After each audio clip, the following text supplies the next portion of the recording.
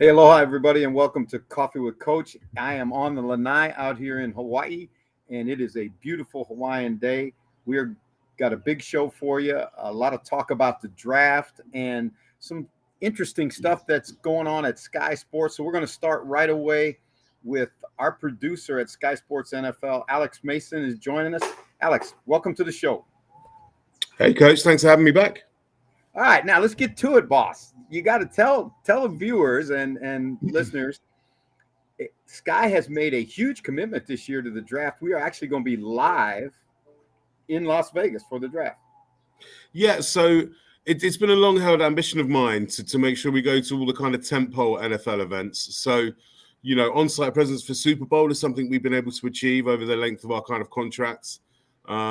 Having some kind of presence in Thanksgiving and the playoffs we've been able to do, but, we're always looking to kind of push the boat out and do a little bit more. So, with a couple of years worth of frustration about not being at the Super Bowl, as you can attest to, Coach, with COVID getting in the way of that, we thought, why not go to the draft? And what better place to sample the first draft for me? I know you've been to one in Chicago, but, Vegas, the Bellagio, everything that comes with Vegas, I've never been. I'm not sure whether I'll make it back. We'll see how the week pans out, Jeff. That's kind of on you.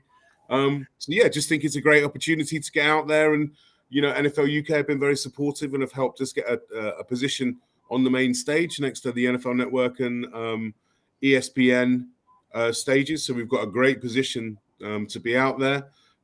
We've managed to secure some one-on-ones, we think, with some of the major draft prospects on the Wednesday, where some of the prospects are available for the media. And then we're leaning on existing relationships to try and get time with Daniel Jeremiah and Rich Eisen and around the NFL guys, and Will Blackman might be out there, and Rachel Bonnetta's out there, and maybe some of our friends from the Ringer might be out there as well. So it's like always with these things, Jeff, it's a little bit suck it and see. So I have some plans.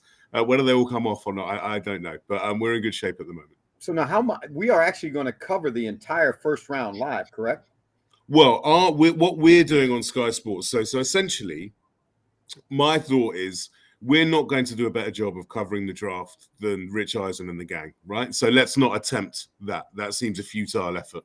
So we're going to do a 2-hour preview show, roughly 4 hours before the first pick of the draft. So on Thursday night, for all of you that want to get up to speed on what's happening in the draft, the prospects to look out for, which team needs what, who the late round sleepers might be, make sure you check us out from 9 until 11 on Sky Sports NFL. So Sky Sports NFL, the channel, is back for 2 weeks, starting on Monday. That's channel 407 on Sky Sports. So our job really, Jeff, is to kind of help people that are kind of late to the party when it comes to the draft, pick up the kind of headline news, and then alongside what we're producing, so a preview show, review of day one, and a review of the draft, we're taking wall-to-wall NFL Network coverage. So stick with us, you won't miss a thing. Like, coverage starts at midday with Good Morning Football and rolls around till as late as you want it. So, if you want to stay up through the night and watch it all and drink tons of coffee, then go for it. Well, if you got a question for Alex, get it in. I think it's really a good idea to have that preview show, Mace, because you know how it is at the draft. This is the lying season right now. I mean, it's open season for lying, and there are going to be some moves right up till until the picks go in, and people will be jostling for position. There'll be trades that'll be made. I think if you're a real fan of the NFL, you want to be with us right up to when Rich and the guys take it. Absolutely. I think the biggest lie of this season is the quarterbacks won't go in round one. I think the league is addicted to quarterbacks, kind of understandably, right? The most important position. And even though this year's draft class, by all accounts, and I don't profess to be a draft nick or draft expert in any way, shape, or form, by all accounts, this year's kind of quarterback class isn't great.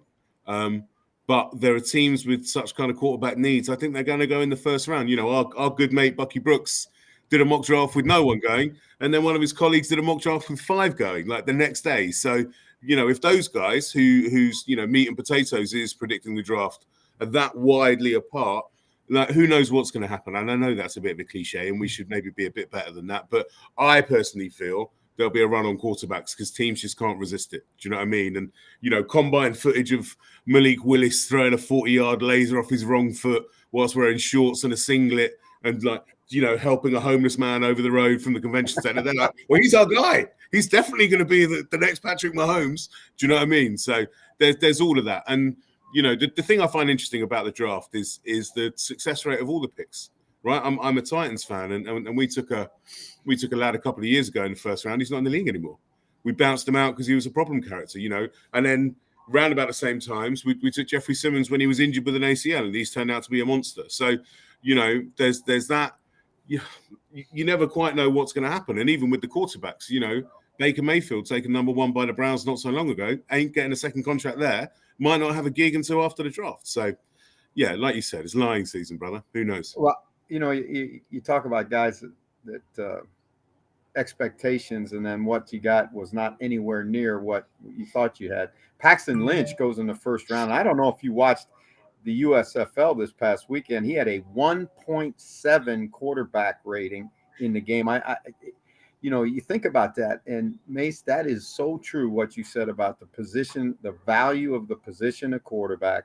Everybody is going to overdraft them. Josh Rosen. I mean, you can go down it's like a cattle call audition for bad draft picks when you start talking about the quarterbacks that have been drafted in the first round the last 10 years. Well, you can go beyond the first round, right? I mean, pick number 199, greatest quarterback ever, right? Do you know what I mean? Kurt Warner, undrafted, was working, stacking supermarket shelves, Hall of Famer. Right, there's plenty. Aaron Rodgers allowed to slide to 26, so the Packers can pick another Hall of Famer to back up their Hall of Famer. Like, what's the rest of the league doing when it comes to evaluating quarterbacks? Must be incredibly hard because people swing and miss so often. Yeah, and I think the thing that makes it so incredibly hard is the fact that exactly what you talked about, because everybody's in love with them. It's the most valuable position in the game, so obviously you're going to always invest. I heard the president of the Packers say, he talked about Jordan Love. They're 2 years into that, and they don't even know if he's a player or not yet. But you took him with the first round, with your first round pick. So it'll be interesting. Let's get to your first round pick, because you are going to select for the Tennessee Titans in the People's Draft. Give us a little tidbit. Give us a little, taste of what you think the Titans need and which way you're leaning as the GM of the Tennessee Titans for the People's Draft. But if I was a GM of the Tennessee Titans, I wouldn't be wedded to Ryan Tannehill for $40 million or whatever on earth we're going to pay that geezer. But I think that's a bit too rich for us to move on from him. So I think, re-signing Harold Landry and paying a king's ransom for him, I think our pass rush is fine. I think the defense is good. We lost Roger Saffold on the offensive line, but there's depth in this draft. So I'd be confident in the mid to late rounds, or second or third, that there'll be some big geezer, farm strong lad from upstate Dakota that is bigger than a tank. We can put him at right guard. That's probably fine. But I think where the real value here, or the real kind of strength of the class, I think, is the wide receivers, right? So we're picking 26. I think there'll be a run on receivers in the first round, because I think everybody's like, oh my God. And so many teams are wide receiver needy. The Pack signed Aaron Rodgers to mega money. And then, oh, by the way, sorry, Devonta Adams is off. So they need a few. Sammy Watkins ain't going to cut it, replacing him. And everybody just wants weapons, right? It's an arms race after Mahomes and the guys did what they did. And, you look at Brady and the Bucks, and then they're throwing it all over the yard to a million people. So it will be a wide receiver for the Tennessee Titans in the People's Draft. And also, I'm a little bit annoyed with AJ Brown, so I'm going to do it on principle. Oh, that's where I wanted to go. Yeah. I knew you were getting at that, mate. Yeah. Tonight on Inside the Huddle, Mace has got his. We used to call it the Mason Minute. Now it's expanded to the Mason 5 minutes. It's the Mason monologue now. Yeah. So it's as long as I want. He is going to get after AJ Brown's ass in our show tonight. Do you know what? I am and I'm not, right? Because it's a bit of a two-way street. A lot of NFL positions, I think, are underpaid, right? Because of the money that's in the league. If we're going to get deep into the, where all the money goes, how much each team earns, what goes to the owners, what goes to the players, right? I'm not very comfortable with owners moaning about there being guaranteed contracts knocking about, right? So as much as I despise the Deshaun Watson move to the Browns, and if you listen to Inside the Huddle, you'd have heard me on that. The guaranteed deal is good, right? I don't see why NFL players are the only players in professional sports in America that don't get guaranteed money. I don't understand it, right? It seems tilted in the owner's favor. So, does AJ Brown deserve to be paid alongside the highest wide receivers in the league? Yes. Could he have gone about it without blowing up on social media and saying that if that's what you say I am? Yes. But then, you can't have your butter, your bread buttered on both sides. You can't want him to be a character and outspoken, and then not be outspoken about his personal wants and desires, right? And potentially offend the fans. I ain't that bothered. The Strunk family can pay up, get your hands in your pockets, get some of that salary cap out. And to be honest, like AJ Brown's in a position of power, isn't he? Like turn around, like, who else is next to me? And what did Tannehill do last year? Close his eyes and throw it towards me, and I sort it out. So, that's kind of where we are, I think. Their take on the Titans offense. As you're thinking about your first-round draft pick wide receiver, I'm going to throw some names at you, Mace. Yeah. Devontae Adams, Cooper Kupp, Tyreek Hill, all big money guys, mega stars, ultra producers, and none of them went anywhere near the first round. So just keep that in mind as you start thinking about wide receivers in the first round. Well, I'm going to do it on principle, though, because I have a point to prove to my malcontents in the guessing room. So I'm a man of principle, Jeff. Even if it's the wrong hill to die on, I'm going to die on that hill. You know me well enough. Well, fans, if you want to see Alex make the pick for the Tennessee Titans, make sure you tune in to the People's Draft. Mace, been great having you on the show. Thanks for coming and talking about what's going on with Sky Sports NFL at the National Football League Draft in Las Vegas. There is a rumor that Alex has a round trip ticket. We'll make sure he gets on the plane back to London. I will see you in Vegas, baby. You take care. All right, brothers. Yes. Thank you. All right, that was Alex Mason, our producer at Sky Sports NFL. Michael, great to have you with it. Where are you going? Flipping all over the place here. Well, I'm not going to Vegas, and I'm very jealous, and I was very surprised in a positive way to hear Alex. It was great listening to Alex there. First time going to Vegas. I remember my first time in Vegas. Hey, no stories. Hey, no stories. I don't need any stories about your first time in Vegas. Did you find some Guinness in Vegas? Well, there's a whole discussion about that as well. I mean, Guinness in the US is not it's not great, to be honest. It's not great at all, Jeff. You guys are like wine snobs with that stuff. Hey, I got to tell you, I was at the University of Hawaii spring game, thing they call Island Day, and I was going to buy a T-shirt, and this guy stops me, grabs me, kind of pulls me by the shirt, and he goes, "Hey, I listen to your podcast every week." So we got fans around the world. The tribe is growing, and Fred Flunk, who is one of the original tribe members, is in and instead wants to say hello to everybody. There he is right there. Fred Flunk got a question for us today, which I thought was really good. I want to hit on it, Mike. Did you watch the USFL? I did watch it legally, of course, over here at the weekend, very legally. And I watched the game with Paxton Lynch, and I also watched the game. It was like New Orleans against, was it Michigan? Mm-hmm. It was on the USN Network. Enjoyed it. I mean, it's like I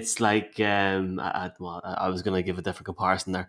It's like watching something that's given me some sort of satisfaction until August. But look, I think the one thing I'll say, Jeff, is the NFL needs some sort of development league like the G League and the NBA. Is the USFL the finished product for that? There, time will tell. I think the XFL and the USFL are positive things, so I'm intrigued to see maybe down the stretch how it goes, because it is a year-round concept with the NFL, so hopefully it continues to develop. Did you watch the game? Yeah, I did. And I'm going to tell you something. I had a lot of the same thoughts you did, and I think it's evident that there are there are more players that are playing, football today that could be in the NFL that are in the NFL. There were a number of kids that jumped off the screen at me a little bit as we watched it. A lot of the guys are from smaller schools where they, didn't get the exposure, the big school guys. Then the other thing too, Mike, to remember when you start talking about a developmental league, one of the advantages in a developmental league is it also gives you a chance to show a guy can't play, right? So, for example, there's some players. You talked about Paxton Lynch. You talked about Shea Patterson, the quarterback from Detroit, from Michigan, right? And he's been a borderline NFL guy. Is he or isn't he? And those guys are getting reps on film in competition, not in practice, but in competition, so that you get a sense of whether they can or can't play. So I think the USFL is a great thing. I thought the television production was really good. You watched the Birmingham game, the first night, Birmingham and New Jersey, and the crowd was outstanding. The crowd was into the game. Some of the Sunday games, I think it was, obviously they didn't have fans in the stands, but the production of the game, you could see the game. You get appreciation for, the players that are playing the game. So I think it's a great thing, and I hope it continues. Did you see where there was a little piece that the USFL did, kind of like a Hard Knocks deal, where guy got cut. The guy got cut for he didn't want chicken salad at lunch. He wanted pizza at lunch, and they cut him because he ordered a pizza at lunch. Oh, it's Jeff, it's a hard business. I man. thought that was very harsh, to be fair. What position was he? I don't even know the kid. I mean, I like I said, I just stumbled upon it. If he was like an offensive lineman or something, Yeah. like come on, let him out of Yeah, it didn't come off well, but I'm telling you what, it's we had a staff meeting by Zoom this morning, and we were laughing because they were talking about cutting the kid last year the first day right on the field because the kid was such a knucklehead. He got in 2 fights the first day at practice, so they got rid of him, and that's kind of the way it is. Now, we are going to talk today to Ollie Hodgkinson, our draft guru, about what has become now the Cadillac position in the draft, and a position where there's, I think, incredible depth and a lot of controversy about who's the best and who should go first, because I think you may have 2 of these guys going as the first 2 picks in the draft. But if Ollie's ready, let's bring him here. Let's bring him in 2 seconds. Jeff, a week away from the draft. Can you believe it? Yep, I sure do, because I got my flight arrangements done, all my security stuff through the NFL, my confirmation of my, all the, I guess. Very jealous. Very jealous. And for people wondering, there won't be a show next week after the draft. Jeff won't be in a fit state to have a show in Vegas. That was a joke. We'll do a show from Vegas. And we better start hyping it right now, because it is the only one like it in creativity. The only one like it in captivity. The People's Draft. No other People's Draft other than right here. 9 p.m. next Monday, 10 p.m. Or 10 a.m. Hawaii time. Just put that out there for you now, Jeff, just so we have it. I have to go and organize this all weekend. People's Draft, 32 picks. Stay with us. And look, it was great crack last year. Really, really. All right, explain, because we've got some new listeners and viewers. Explain exactly what the People's Draft is, because it is so unique. There's nobody else that does it. So obviously, if you're new to the draft, or if you're not, 32 picks doesn't have to be 32 teams this year. It's certainly not. You look at the Jets and the Giants top 10 at the minute. But 32 picks, will probably go with the order from what it is today. If any trades do happen, we're not going to look at it in that sense. We get a fan to call out their pick, and the only people that know the selections are the people that have taken part. Jeff has no clue. Last year was good fun. I think Henry Hodgson popped up. I think there was a few surprises, wasn't there, at some point? So I think it's more for Jeff's enjoyment than everybody else. You never know. You never know who. We do know one. We do know that the Tennessee Titans pick will be done by the biggest Tennessee Titans fan I know, and that's Alex Mason, our producer at Sky Sports NFL. But don't be surprised if you don't see a few other picks pop up, celebrity picks pop up. And celebrity picks. We will be well represented in Ireland, I am told, in the UK, here in Hawaii, on the mainland. We'll have fans from all over the world participate in the 2nd annual People's Draft. I love how you're not calling it the 2nd annual. Anyway, I'm gonna bring Ollie on. I'm really intrigued for this because one of the players, I still can't pronounce his surname. I don't want to give away any spoilers. I'm just gonna bring Ollie on. All right, now we're going to talk a little draft, and boy, oh boy, you talk about giving away trade secrets. Here's a guy talking about the edge rushers, and what does he do? He shows up in an Oregon sweatshirt, and we all know that Kayvon Thibodeau is one of the top-rated edge rushers in this draft. Ollie, what are we doing? Are we sending misinformation, or are you trying to tip your hand a little bit? I'm just really a big fan of Oregon cornerback Mikael Wright and Oregon safety Veron McKinley. It's absolutely nothing to do with Kayvon Thibodeau whatsoever. Well, let's get at it, because I saw your rankings or your top 5.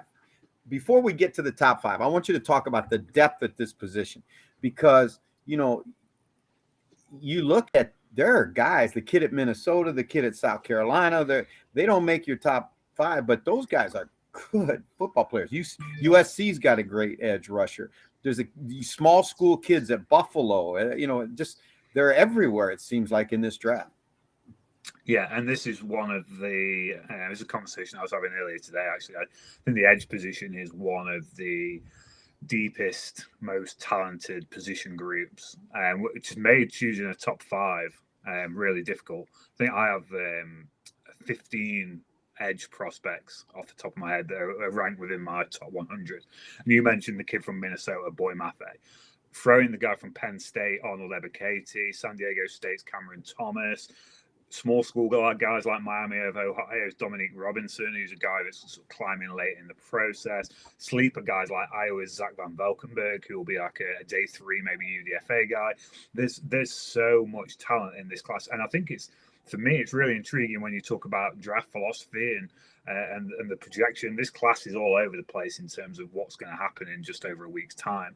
And one of the reasons for that, I think, is you're looking at, you'd be able to maybe get a day 1 starting pass rusher at the top of the second round. It's why I look at the Jacksonville Jaguars and what they can do at the first overall position. We talked about Evan Neal on this show a couple of weeks ago. If I'm the Jaguars, you can't get a starting offensive tackle at pick 33, but you can sure get a starting edge player out of this class at pick 33. And in a guy like, you know, some of the guys we've just mentioned, Boy Maffei, Arnold Ebiketie, Cameron Thomas, Drake Jackson out of USC, you mentioned there, is kind of almost inexplicably fallen from grace. A guy who was considered a contender to challenge Oregon's Kayvon Thibodeau at the top of this class coming into the season, and kind of almost has disappeared into nowhere. But he's a guy who flashes some elite traits on the football field. There's so much talent in this class that you're going to be able to get day 1 starters a lot deeper into the draft than you might suspect, and I think that could really alter how teams look at where they take some of these prospects. Well, you know, you think about David Ojabo. Here's a guy with first-round ability, right? First-round measurables. He hurts himself at the Michigan, you know, pro day, and so he's going to fall, most likely going to fall. But is he another Jeffrey Simmons? Is he a guy that you take with a luxury pick in the 2nd or 3rd round, knowing he's a first-round player, and you won't get him maybe for a year? But if you look at what Simmons did, what a great pick that was by the Titans.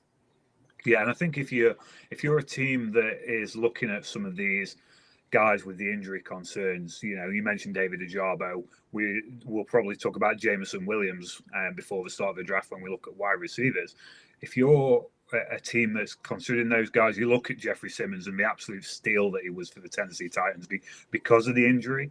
And if you're a team that's got multiple first-round picks, like Michael alluded to a minute ago, there is multiple teams with multiple first-round picks. So you get a guy that you're really high on with one of those picks, you can take a swing for the fences on a guy like David Ojabo or a guy like Jameson Williams, Drake London, the wide receiver out of USC, who's just coming back from a broken ankle. You can take a swing on those guys because you've got multiple opportunities to do so. And I think I would be surprised if David Ojabo falls out of the top 50 still, even with the uncertainty over his injury at the Michigan Pro Day.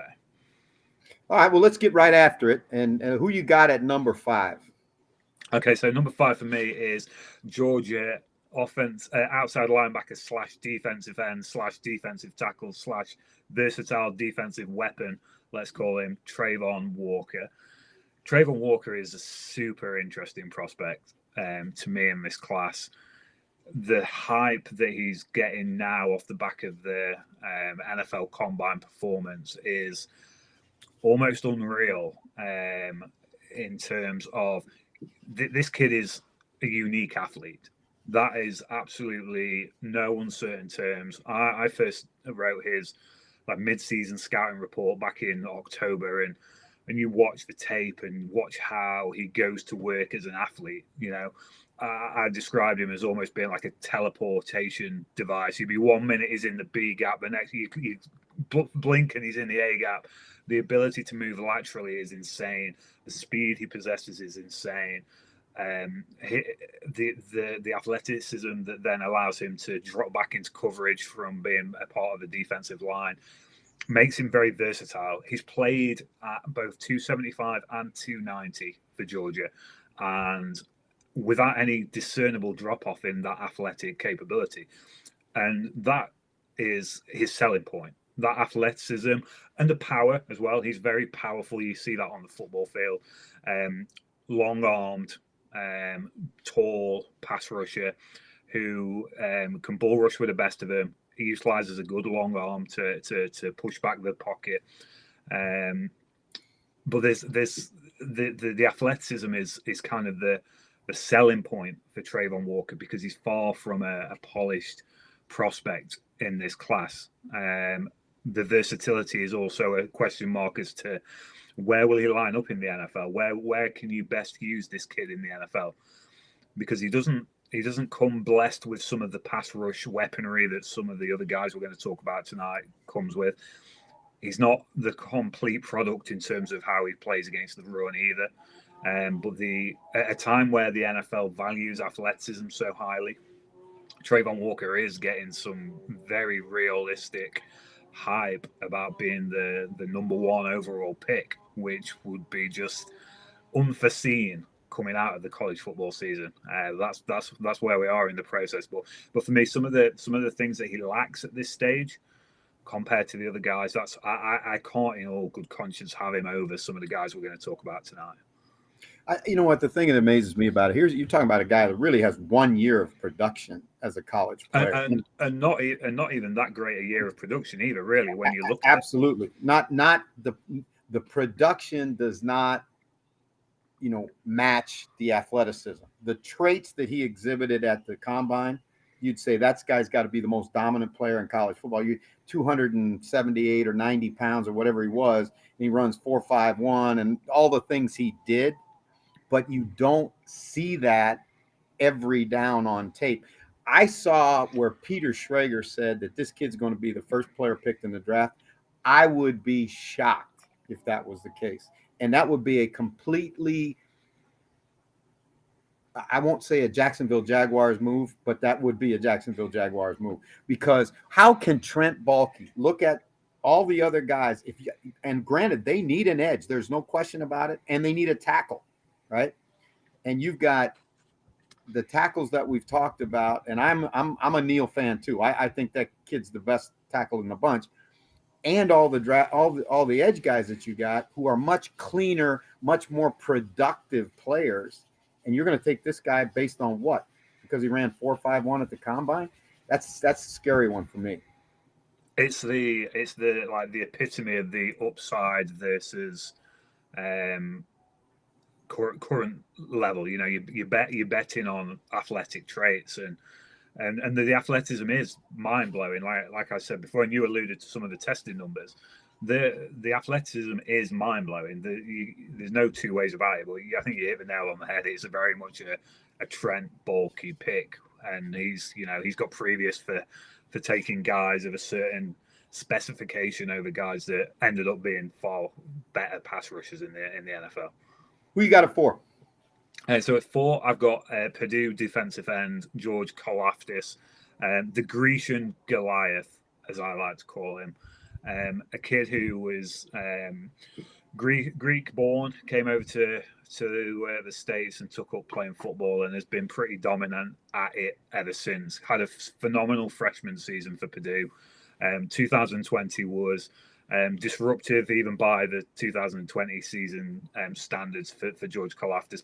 Battled injury, only played a couple of games, came back this season and kind of picked up where he left off. Now, not to the same level of production for sure. 10 tackles for loss, 4.5 sacks, 2 forced fumbles. But he's a beast of a man who has pass rush and run stopping versatility as a defensive end prospect. For you look at him on tape, and he's a big old guy, but he's got deceptive versatility, big long striding who just eats up the yardage between himself and the quarterback.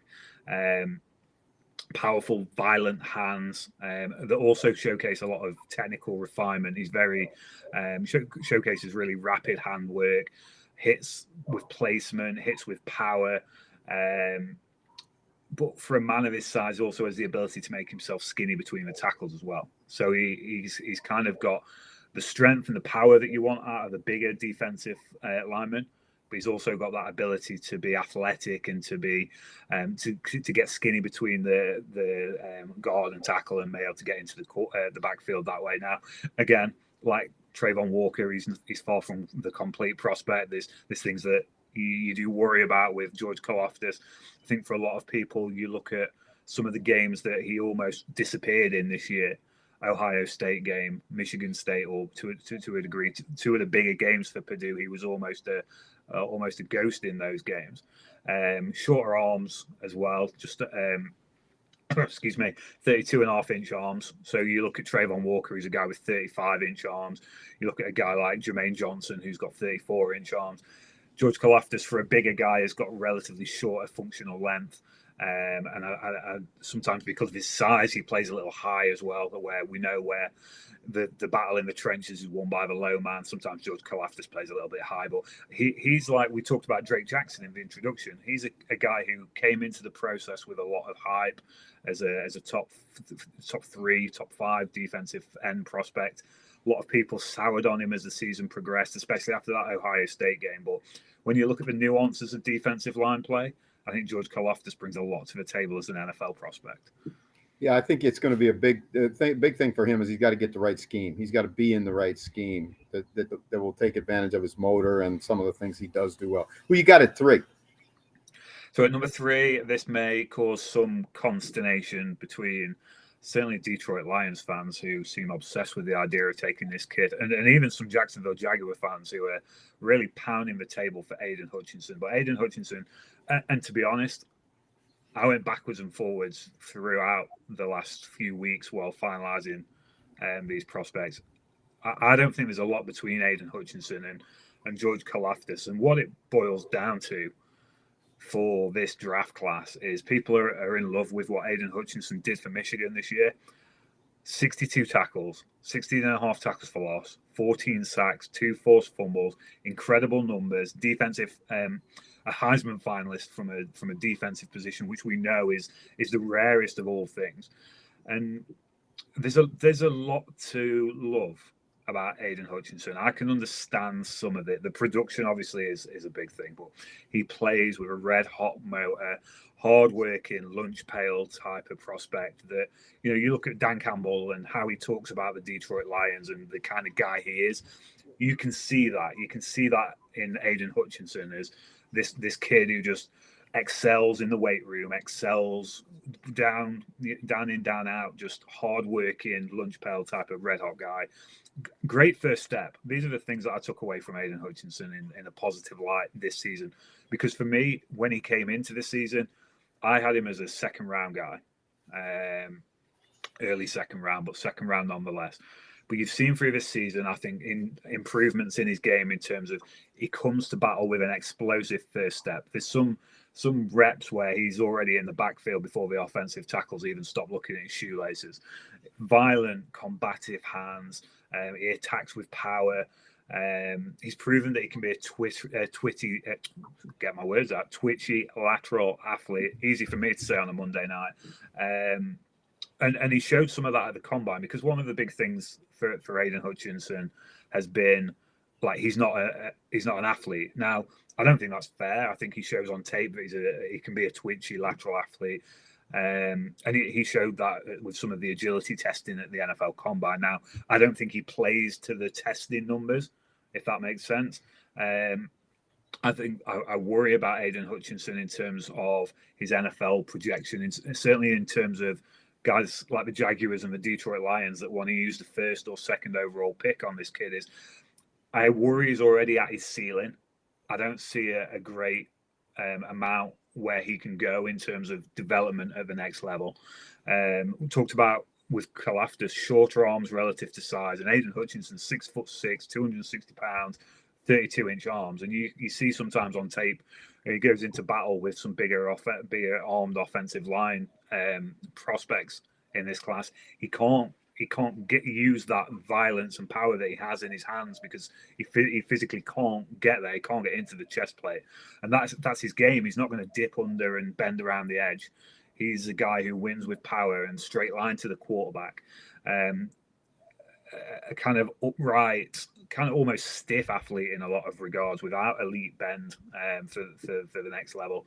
So I don't think Aiden Hutchinson is this all singing, all dancing prospect that certainly a large proportion of Jacksonville Jaguars and Detroit Lions fans want to believe in. But I certainly think he's a safe prospect. He's probably going to get you a certain amount of production at the NFL level. He's kind of the antithesis of Trayvon Walker. Trayvon Walker is all upside and potential, and Aiden Hutchinson is what you see is what you get. Go into battle with a red hot motor, power, maybe not a lot more else to come. Ali, when I talk to guys, and again, a friend of mine in scouting talked to me one time about the NFL draft, the first round, he said, you're looking for gold jacket guys, right? Guys that have Hall of Fame potential. Now, obviously, that's hard to project on a 22-year-old kid, but there are a lot of things to like about this kid, but there are also a lot of things that make me say, like you, that here's his floor and here's his ceiling, right? As opposed to Trayvon Walker, where here's his floor, but here's his ceiling. Now, sometimes those ceiling guys get you fired because they never get off the floor, but it's going to come down. This is a really interesting one. And, a lot of people are talking about, we use the term a clean prospect. What kind of character does he have? What does he bring to your locker room? All that kind of stuff. Hutchinson wins in all of those categories. The question is, like you say, when I look at him, is he nifty enough? Does he bend enough? Right? How is he going to play against those great big long arm tackles he's going to face in the National Football League? And does what he did at Michigan project to the next level? We'll see. But certainly this kid is a guy that's kind of a lightning rod. This whole group, I think, are lightning rods in some ways. Okay, go ahead with your next guy. So the next guy that I've got at number 2 in this edge class is Florida State defensive end Jermaine Johnson. Kid who's coming off the back of a remarkable season for FSU, having transferred out of Georgia in 2020.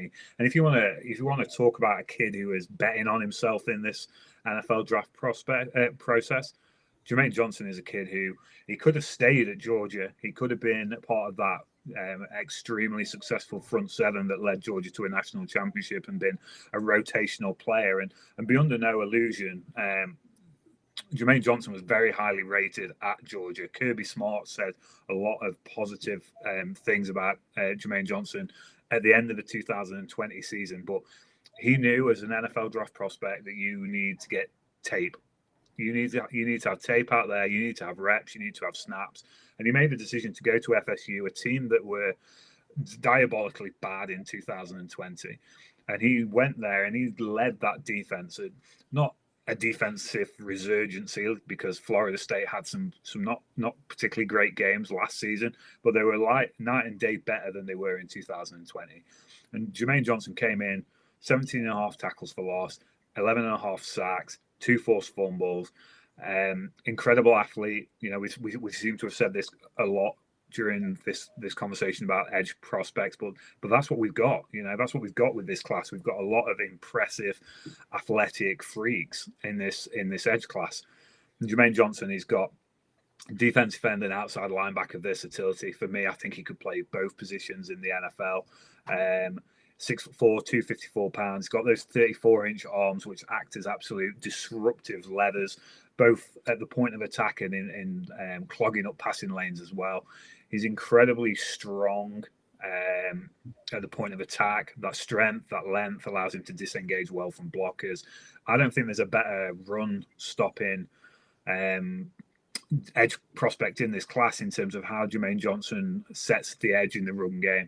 He's got that speed, 4.58 40-yard dash at the combine, but you see it on tape, the speed to pursue, the speed to get into the backfield.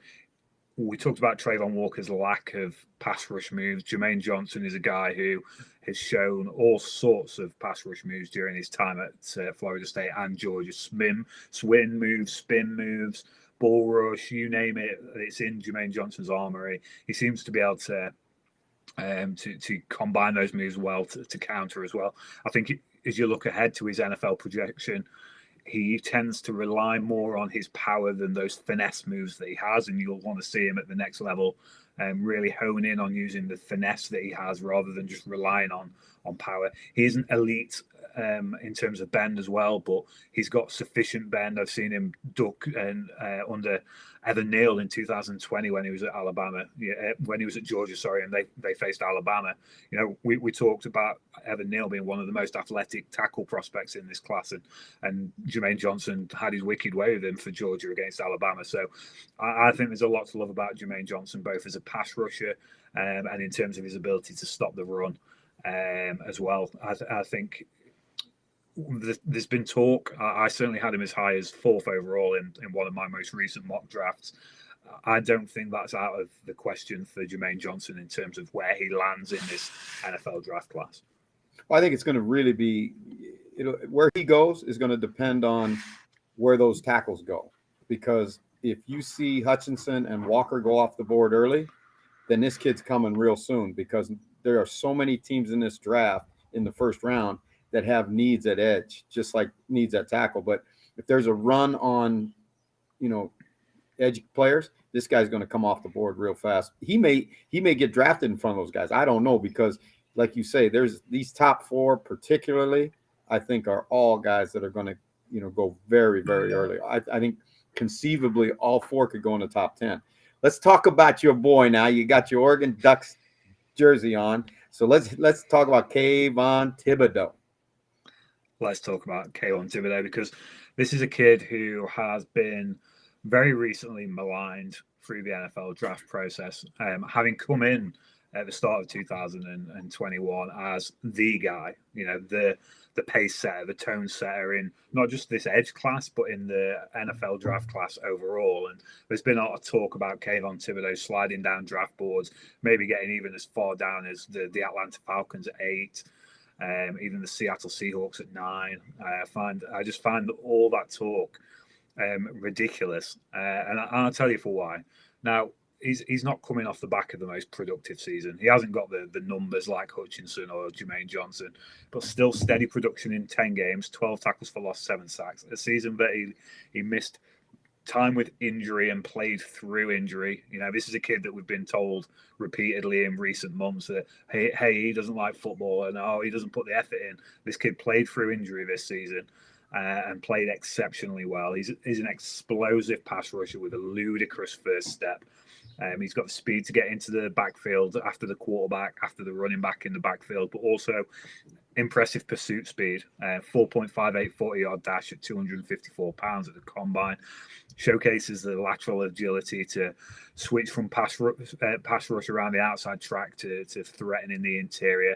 Powerful hands, decent length. Handwork is impressive. Converts speed to power extremely well. And for me, when I look at Kayvon Thibodeaux on the field, I think he's got so much to love. The bend is there compared to some of these other guys. There's some work to do there. Sometimes he can lose a little bit of control as he comes flying off the edge, but that's a byproduct of just how explosive he is and how he just wants to get after the quarterback. And off the field, I've heard all the reports about how Kayvon Thibodeau doesn't like football. He's more interested in this, and that. Look, the kid's intelligent. He's driven. He's motivated off the field. He's a very motivated individual. He's done a lot of work with his local community where he's originally from, and I think a lot of it is some of these old stuck in the mud NFL GMs are kind of frightened about a guy who is willing to have interests away from football and the knowledge that look, football isn't forever and you need to build yourself a reliable business model alongside playing football. And I think that scares a lot of NFL GMs who are very, stuck in the mud with their ways. So for me, Kayvon Thibodeau, if I'm the Jacksonville Jaguars or if I'm the Detroit Lions, I don't hesitate to run the card up to take Kayvon Thibodeau. We've heard just this week, Dan Campbell apparently doesn't like Kayvon Thibodeau, doesn't feel like he fits the Lions locker room, and I think that's probably going to end up coming back to bite some guys that let Kayvon Thibodeau slide by them in this NFL draft process.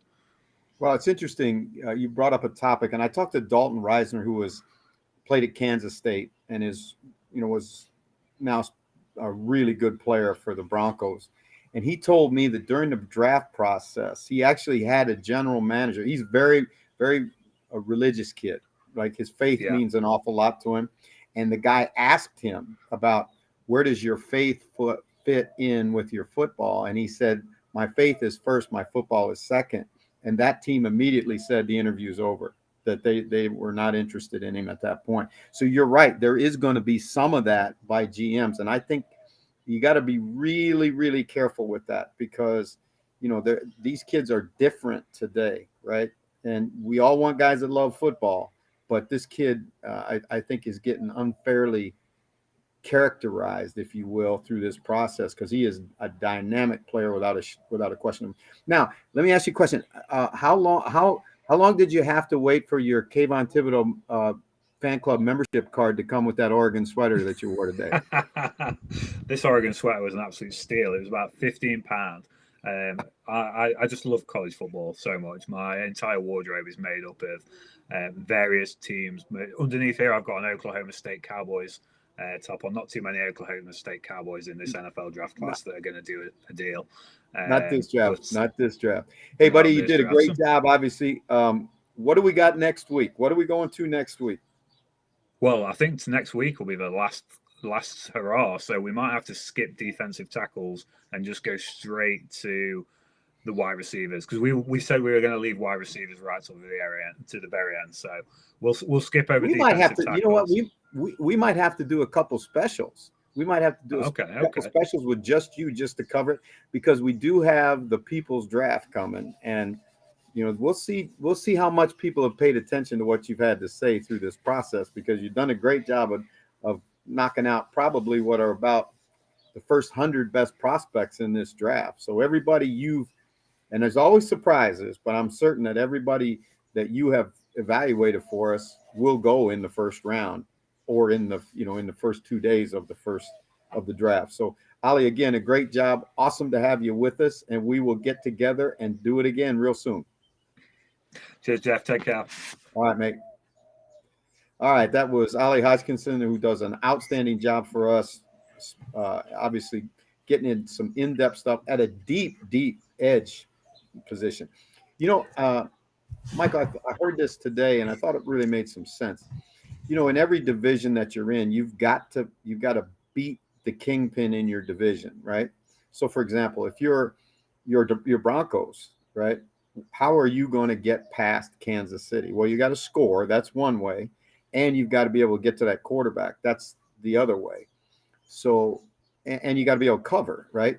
So, again, it's one of those deals. You may say that, that offensive tackle is the best player on the board right now, but you may go for a corner or an edge guy because you've got to get past Kansas City if you got a chance to get to the Super Bowl. And this draft is stacked with so many guys as well. You're talking about the Broncos, my team there. We're picking as it stands at 64, and there's people in Denver speculating David Ojabo could be there. I don't think he will be. I actually am going to make a bold prediction on the show tonight. I think Ojabo goes in the first round. in it. You know what? That would not surprise me. And I've said that on Inside the Huddle that, depending on the severity of that injury, right, which we won't know, and I'm sure he's being poked and prodded by a million doctors right now, trying to figure out just how long it's going to be in his rehab. But you look at what Jeffrey Simmons did, and that kid's got first-round ability. The question is, are you a team that has the the luxury maybe to not see him for a year before you get him? That's going to be interesting. Tell all. The thing is, well, Jeff, you're in Vegas, yeah. You might as well throw some chips on the board and see how you get on. As you long like that one, as long as you're sending me the money to buy them, I'll go out and spend all the chips you want. Very jealous that you're going to Vegas next week with Sky. Talking about Sky, you've got your final segment today is on what, Jeff? My final segment today is, the Packers' offensive line. And everybody talks about how well they draft, and they do draft well in the offensive line, but they are really, really well coached. And I broke down them against the Los Angeles Rams from the playoffs a couple years ago, and I thought that they were extremely well coached, well prepared, and did a great job against Aaron Donald in that. So this is the breakdown of the Packers' offensive line and how well they've done protecting Aaron Rodgers, and they're better than average run football team too. Well, when Matt LaFleur got the Packer job, one of the first hires he made was Adam Stenavich, who he got off the 49ers staff, his offensive line coach, and he's really proud of the way these guys are playing right now. Let's start in the run game, right? Because the Ram linebackers are playing at such depth.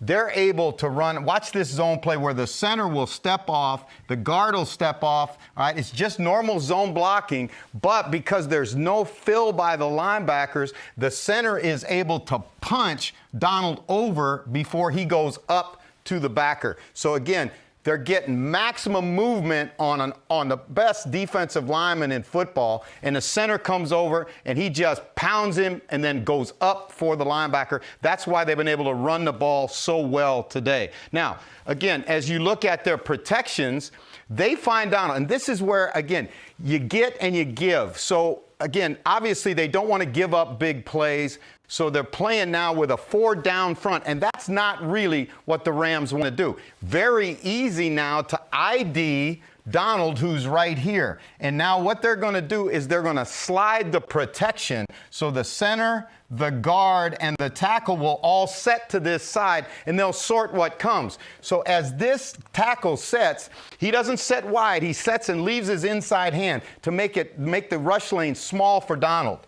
All right, now, Floyd comes off the edge, so they lose the tackle, but the center now comes, and they're able to what we call pinch Donald. So you get a double team on the best rusher right there. Watch when the center goes out, and he hunts him up.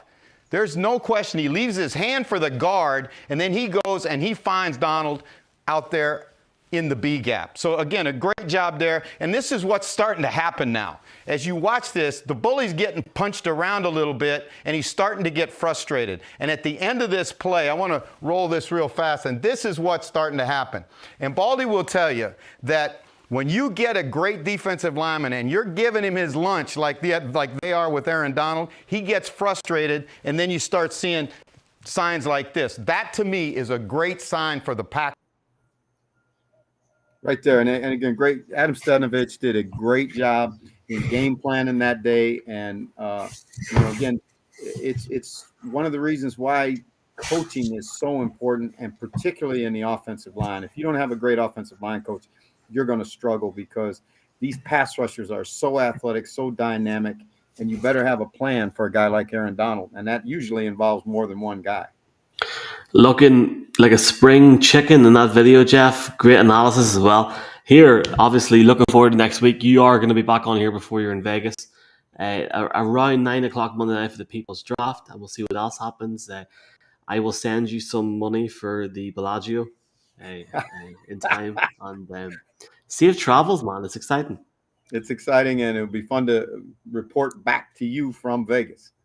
Well, in that fine Vegas form, I'm going to put on some interesting music to finish the show tonight. And yes, Jeff, see you next week, man. People's Draft, yeah. Don't miss it All next right, week. my brother. We'll do it. Aloha.